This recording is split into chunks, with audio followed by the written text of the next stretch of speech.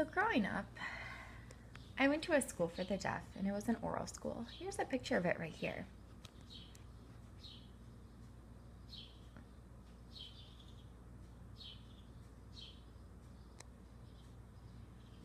And then I decided, well, my parents, I was going to a residential school for the deaf called Lutheran School for the Deaf. And it was also an oral program, but the deaf were allowed to sign.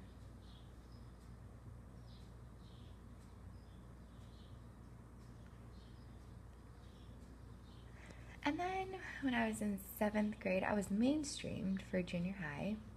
And then I went to West Bloomfield High School, well, around that area. And I just didn't really like that school. It was oral. It was really frustrating to learn.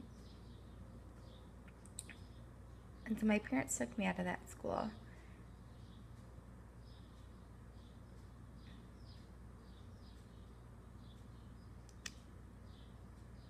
And then I went to a different high school.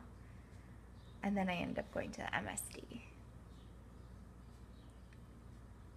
And I learned sign starting in that residential school. But before that time, I kind of just learned sign at home, and I would make up signs. And for example, for cry, I would sign like this.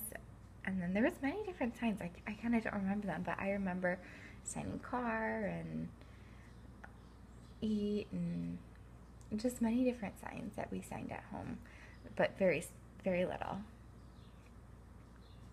And then I remember having a new house, and someone from the MSD would come over and teach signs, and that's when I first discovered fingerspelling. I was so confused. I've never seen fingerspelling before, and I was so motivated to learn how to fingerspell, and she thought, I'll teach you. And so I would pick up different signs at the MSD, and that's how I learned sign.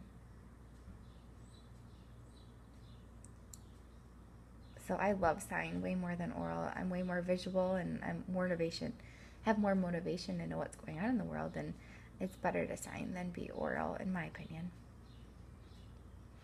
In the oral school, I had no interpreters till that time. I probably didn't have an interpreter up until maybe about 6th or 7th grade. And then when I went to college in New York, and so I wanted to work in the medical lab. I love science, and I really wanted to be a nurse. But so many people were telling me, no, deaf people can't be nurses. And I thought maybe I'll work in a medical lab and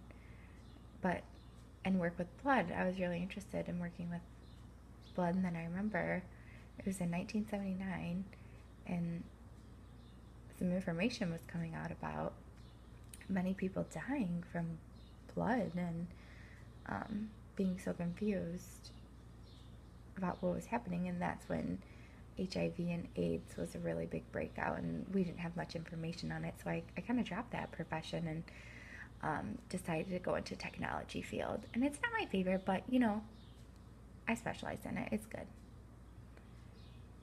And when I was going to college, I absolutely loved it. I just wanted to learn more and more. I was literally begging for people to teach me. I loved it. The interpreter was okay, but I just loved learning.